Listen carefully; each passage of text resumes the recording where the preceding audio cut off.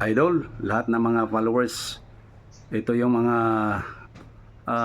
pagsasayos natin sa ating mga koleksyon mga idol.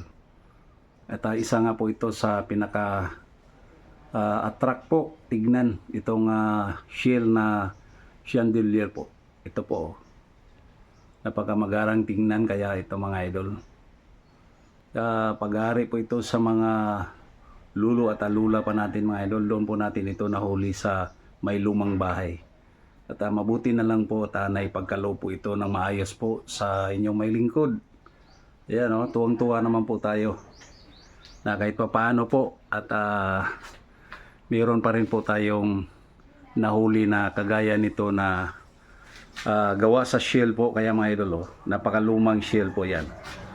So sana naman po at lahat po tayo ay nasiyahan naman po nitong ating binabahagi po sa araw na ito. Thank you for watching.